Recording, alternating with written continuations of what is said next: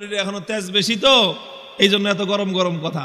তোমার তেজ একটু কমায়া দেই বলে দিছে, জিন্দান খানায় নিয়ে বন্দি করো, খানা দানা বন্ধ, একটা দানা খাইতেও দিবা না আর এক ফোঁটা পানিও পান করতে দিবা না।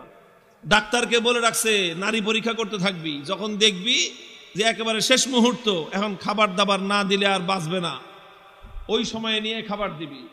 খাবারটা কি দিবি সেটাও ঠিক করে দিছে, বলছে যে মুসলমানদের ধর্মে যে জিনিস হারাম সেটা দিবি, শুয়োরের গোশত আর মদ মিশানো পানি। আল্লাহকে বললাম যে আল্লাহ তুমি পরীক্ষা করতেছো তোমার বান্দার, যে তোমার বান্দা তোমাকে, তোমার দ্বীনকে, তোমার রসুলকে, তোমার রসুলের আদর্শকে কতটা ভালোবাসে তুমি এটা পরীক্ষা করতেছো। আর এই পরীক্ষা করার জন্য জীবন দিছো মাত্র কয়টা? একটা মাত্র জীবন দিছো। আর ওই একটা জীবন দিয়ে আল্লাহ তোমাকে কিভাবে দেখাবো যে আমি তোমাকে আর তোমার দ্বীনকে কতটা ভালোবাসি। তুমি আমাকে 1000 জীবন দান করতা, একটা একটা করে জীবন তোমার জন্য উৎসর্গ করে তোমার বান্দা আব্দুল্লাহ বিন হুযাফা দুনিয়ার সামনে প্রমাণ করে দিত ঈমানদারের কাছে ঈমানের দাম কত বেশি। উলামায়ে কেরাম, আহলে হক, হকের ঝান্ডাবাহীরা যদি হকের উপর অটল আর মজবুত থাকে, আল্লাহর পক্ষ থেকে সাহায্য আসে, প্রতিপক্ষ মাথা নত করতে বাধ্য হয়। সাহাবী যুগের ছোট্ট একটা ঘটনার উদ্ধৃতি দিই। হযরতে আব্দুল্লাহ ইবনে হুযাফা রাদিয়াল্লাহু তাআলা আনহু, আল্লাহর নবীর একজন সাহাবী, তিনি এক যুদ্ধে নেতৃত্ব দিচ্ছিলেন একটা ছোট বাহিনীর। ঘটনাচক্রে রোম সম্রাট সে ওই বাহিনীটাকে গ্রেফতার করে ফেলল। আল্লাহর নবীর সাহাবী আব্দুল্লাহ বিন হুযাফা রাদিয়াল্লাহু আনহু সহ প্রায় 50 জনের মুসলমানদের একটা কাফেলা বন্দী হয়ে গেল। এখন রোম সম্রাটের ইচ্ছা হলো মুসলমানের ঈমান পরীক্ষা করবে আর যে কোনো মূল্যে মুসলমানকে ইসলাম থেকে দূরে সরাবে। এই জন্য প্রথমে আব্দুল্লাহ বিন হুযাফাকে ডেকে নিয়ে অফার দিল, অফার লোভ দেখাইলো, বলল তুমি ইসলাম গ্রহণ করো, বিশাল অপ্রতিরোধ্য বিশাল সাম্রাজ্য, পৃথিবীর সুপার পাওয়ার রোম সাম্রাজ্যে তোমাকে বিশাল বড় ক্ষমতাবান পদ দিয়ে দিব, মন্ত্রিত্ব দিয়ে দিব, আর আর তোমাকে আমার মেয়ে বিয়ে দিয়ে দিব। পরবর্তীতে তুমি রাজবংশের নিয়ম অনুযায়ী দেখা যাবে তুমি সম্রাটও হয়ে যেতে পারো, বিশাল এলাকার দায়িত্ব তোমাকে এখনই দিয়ে দিব, কিন্তু শর্ত হলো তোমাকে তোমার ধর্ম এবং আদর্শ ছাড়তে হবে। এই কথা যখন বলেছে, আব্দুল্লাহ ইবনে হুযাফা রাদিয়াল্লাহু আনহু রাগে ক্ষোভে অগ্নিশর্মা হয়ে, কোন কোন বর্ণনার মধ্যে এসেছে রোম সম্রাটের দরবারে দাঁড়িয়ে রোমান সম্রাটকে তিনি লক্ষ্য করে বলেছেন, ইয়া কালবার রোম, হে রোমের কুকুর। রোমের সম্রাট যখন তাকে ধর্ম ত্যাগের, ইসলাম ত্যাগের পরামর্শ দিয়েছে, তখন তিনি রোম সম্রাটের রাজ দরবারে দাঁড়িয়ে সম্রাট বলে নয়, রোমের কুকুর বলে সম্বোধন করে বলেছেন, মুসলমানের ঈমান এত কম দামি জিনিস না। সম্রাট মনে করলো শরীরে এখনো তেজ বেশি তো এই জন্য এত গরম গরম কথা, এত গরম গরম কথা, তোমার তেজ একটু কমায়া দেই বলে দিছে, জিন্দান খানায় নিয়ে বন্দি করো, খানা দানা বন্ধ, একটা দানা খাইতেও দিবা না আর এক ফোঁটা পানিও পান করতে দিবা না। ডাক্তারকে বলে রাখছে নারী পরীক্ষা করতে থাকবি, যখন দেখবি যে একেবারে শেষ মুহূর্ত, এখন খাবার দাবার না দিলে আর বাঁচবে না, ওই সময়ে নিয়ে খাবার দিবি। খাবারটা কি দিবি সেটাও ঠিক করে দিছে, বলছে যে মুসলমানদের ধর্মে যে জিনিস হারাম সেটা দিবি, শুয়োরের গোশত আর মদ মিশানো পানি। ঠিক তাই হয়েছে। আব্দুল্লাহ বিন হুযাফা সহ না খেতে খেতে যখন মরণাপন্ন প্রায়, তখন একেবারে জীবন বাঁচানোর জন্য তাদেরকে খাবার দেওয়া হয়েছে। খাবার কি? শুয়োরের গোশত আর মদ মিশানো পানি। আব্দুল্লাহ বিন হুযাফা রাদিয়াল্লাহু আনহু চিন্তা করলেন, শরীয়তের মাসলা অনুযায়ী এই পরিবেশে জীবন বাঁচানোর জন্য সামান্য পরিমাণ শুয়োরের গোশত খাওয়া জায়েজ, জীবন বাঁচানোর জন্য। এটা তো আছে, ইল্লা ফামানিস্তুররা ফি মাখমাসাতিন গায়রা মুতাজানিফিল লিইসমিন ফাইন্নাল্লাহা গফুরুর রহিম। একজন মানুষ যদি এমন হয়ে যায় যে কোনো হালাল খাদ্য নাই, হারাম খাদ্য ছাড়া হালাল কোনো খাদ্য নাই, এখন না খেলে জীবন বাঁচবে না, সেই সময়ে জীবন বাঁচানোর জন্য সামান্য পরিমাণ হারাম খাদ্য গ্রহণ করা কি, এটা হলো মাসলা। কিন্তু উনি চিন্তা করলেন এখন তো শুধু হালাল হারামের প্রশ্ন না, এখন প্রশ্ন হলো মুসলমানের ঈমানের আত্মমর্যাদা বোধের প্রশ্ন। আজকে যদি আমি হারাম খাবার খাই তাহলে রোম সম্রাট বলবে দেখছি মুসলমানের ইমানের শক্তি কত দূর। এই সময় মাসলা ভিন্ন। এরকম পরিস্থিতি যদি কারো হয় তাহলে মাসলা ভিন্ন। খাবার খাওয়া হালাল জীবন বাঁচানোর জন্য, এটা যেরকম মাসলা, আর কেউ যদি হারাম খাবার না খেয়ে মৃত্যুকে আলিঙ্গন করে নেয় তাহলে সেই মৃত্যু হলো আফজালুস শাহাদা, সর্বশ্রেষ্ঠ শহীদি মরণ। আব্দুল্লাহ বিন হুযাফা চিন্তা করলেন এখন মাসলা দুইটা আছে, একটা হলো ফাঁক ফকরের রাস্তা, আমি এখন হারাম খেয়ে জীবন বাঁচাতে পারি, আর একটা মাসলা কি, আমি যদি আমার জীবনকে উৎসর্গ করে দেই আমার একজনের জীবন যাবে কিন্তু কিয়ামত পর্যন্তের জন্য রোম সম্রাটের দরবারে ইসলামের ঝান্ডা সমুন্নত হয়ে যাবে।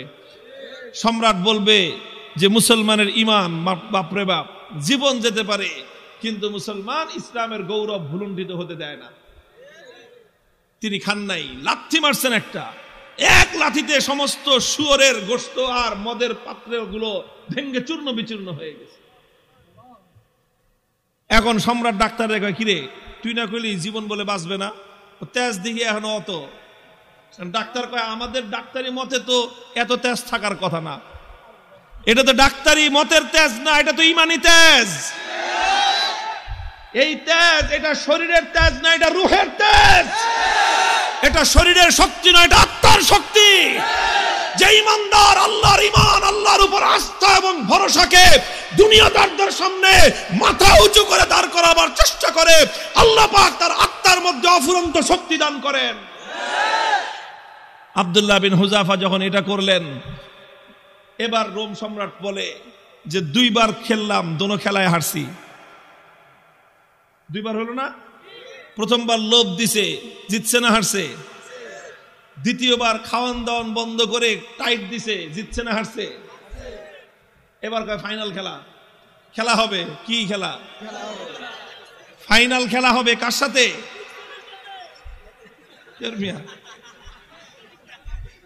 এদের সাথে তো খেলা শেষ করে দিয়ে আসছি তার এলাকায় গিয়ে। ওখানে কোনো খেলা নাই, এখানে তো অফার করেছি আসো, আমাদের দুয়ার সবার জন্য উন্মুক্ত, বন্ধুত্বের হাত প্রসার করে দিয়েছি আমরা। তোমরা ভুল করতে পারো, আমাদের দায়িত্ব হলো তোমাদের ভুল শুধরে দেয়া। রোম সম্রাটের সাথে খেলা হবে আব্দুল্লাহ বিন হুযাফার। একজন হলো সম্রাট, আর একজন তার একজন বন্দী, তার জিন্দানখানার কয়েদি, আর একজন সম্রাট। খেলা হচ্ছে ফাইনাল খেলা। রোম সম্রাট বলল এবার একদম দেখবো চূড়ান্ত যে ইমানের তেজ কোন পর্যন্ত হয়। যতজন বন্দী বিশাল বিশাল ড্যাগের মধ্যে পানি গরম করছে, ফুটন্ত গরম দাউ দাউ লেলিহান শিকার আগুন, সেই আগুনের মধ্যে ড্যাগ বসাইছে, বিশাল বিশাল ড্যাগ, খাজা বাবার ড্যাগের মতো। খাজা বাবার ড্যাগ দেখছেন? বাংলাদেশে আছে শাহজালালের মাজারের ড্যাগ একটা আছে, ওটার মধ্যে বালতি নিয়ে নামে একজন সঙ্গ লাগায়া খিচুড়ি উঠাইতে, দেখেন নাই? এরকম বিশাল ড্যাগ, একটা মানুষ যেন আপাত মস্তক সেই ড্যাগের মধ্যে ডুবে যেতে পারে, এত বড় বড় ড্যাগ বানাইছে। ড্যাগ বানায় তারপরে লাকড়ি দিয়ে লেলিহান শিকার আগুন জ্বালাইছে, সে আগুন জ্বালায় তারপরে এই তো পানি দিয়ে ভরে দিছে। পানি যখন টকবক টকবক করতেছে, এবার আব্দুল্লাহ বিন হুযাফা সহ তার সমস্ত বন্দীদেরকে ডেকে আনছে। ডেকে এনে বলছে, আব্দুল্লাহ বিন হুযাফা এবার তোমার সাথে কোনটা খেলা? ফাইনাল। তোমাকে সর্বশেষ সুযোগ দিচ্ছি, তুমি দুইবার আমাকে ডিনাই করেছো, আমাকে অপমান করেছো, এবার লাস্ট সুযোগ তোমার জন্য।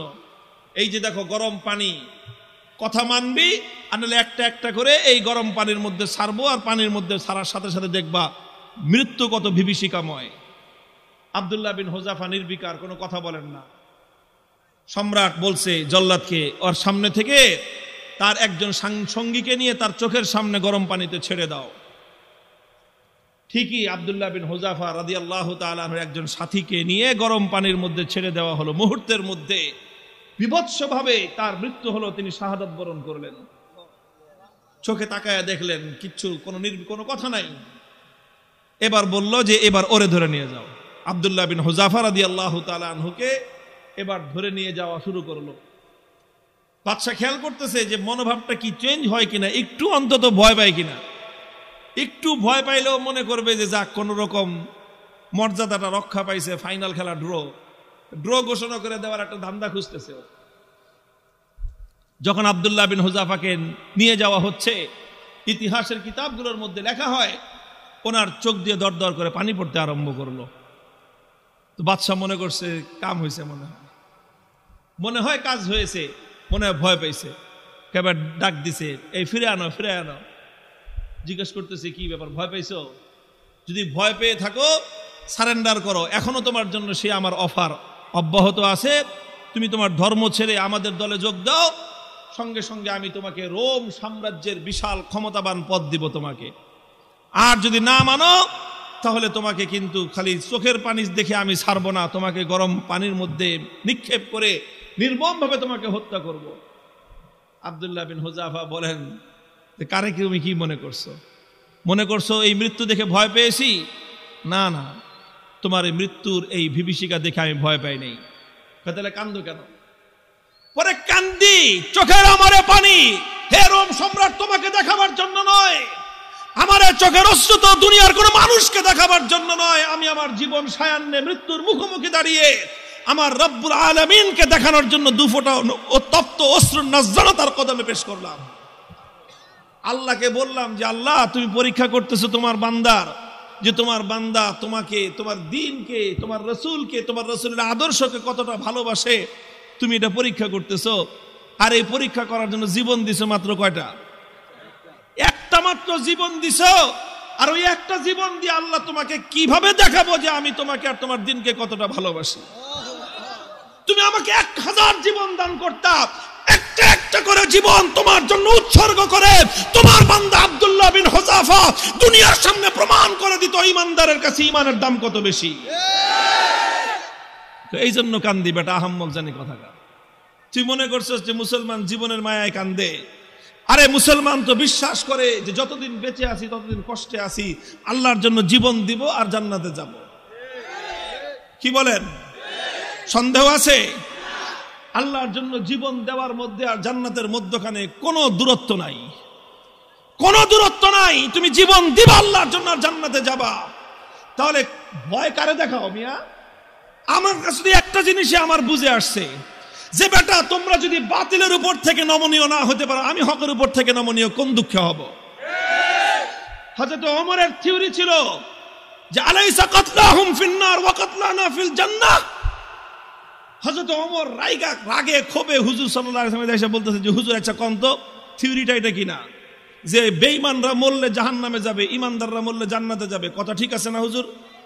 হযরত ওমর যখন এই কথা কয়, হুজুর কয় তোমার কথাটা তো ঠিকই আছে, যে ওরা মরলে জাহান্নাম, আমরা মরলে জান্নাত। কয় হুজুর তাইলে আবার 3 নম্বর কথা কি? ফালামা নুতি হাযিহিদ দানিয়াতা ফি দীনিনা। বেঈমান যদি নমনীয় না হতে পারে, মরলে জাহান্নামে যাবে, তাহলে আমি মরলে জান্নাতে যাব, আমি নমনীয় হব কেন?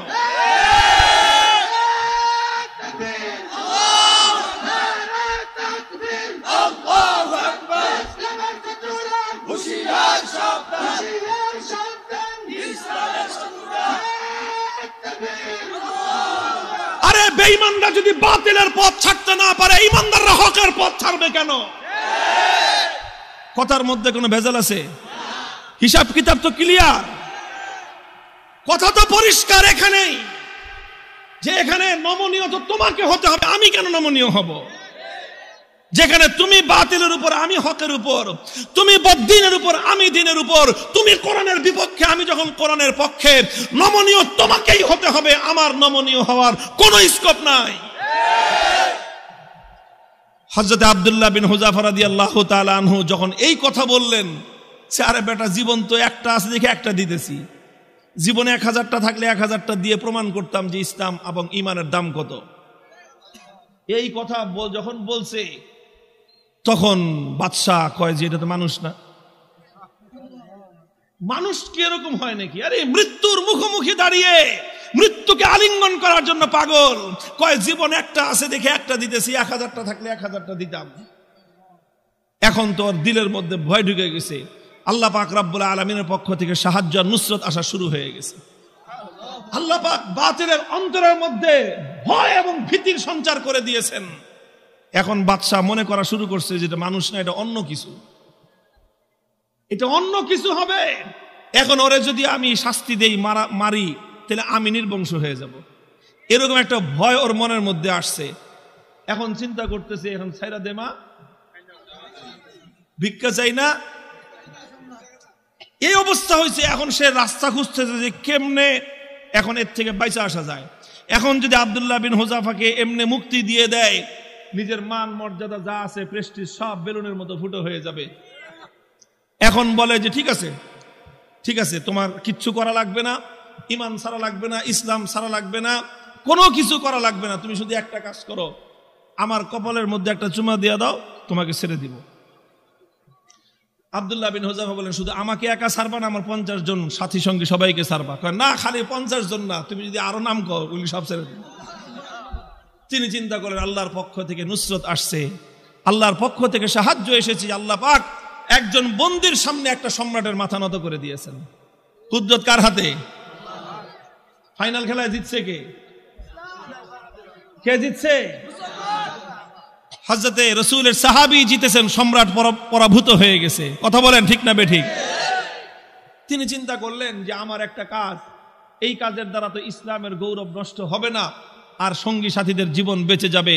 ঠিক আছে, তাও ওনার আত্মমর্যাদা এতটা বেশি যে সরাসরি কাফেরের কপালে চুম্বন দিবেন, আত্মমর্যাদায় বেঁধেছে।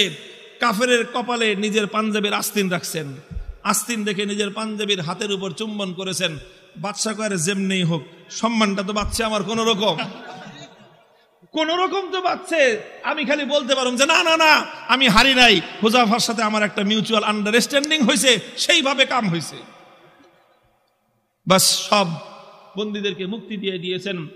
এই খবর যখন খলিফা ওমরে ফারুক রাদিয়াল্লাহু তাআলা আনহুর কাছে গেছে, তিনি সাহাবায়ে কেরাম বড় বড় সাহাবীদেরকে নিয়ে অগ্রসর হয়ে আসছেন যে আব্দুল্লাহ বিন হুযাফাকে সংবর্ধনা দেওয়ার জন্য, যে আব্দুল্লাহ বিন হুযাফা, তুমি এবং তোমার 50 জন সঙ্গী আজ রোম সম্রাটের দরবারে আল্লাহর দ্বীনের ঝান্ডা যেভাবে সমুন্নত করেছো, আল্লাহর দ্বীনের গৌরব, মুসলিম জাতির মর্যাদা সমুন্নত করেছো, গোটা মুসলিম উম্মার দায়িত্ব আর কর্তব্য হয়েছে এখন তোমাকে সম্মান জানানো।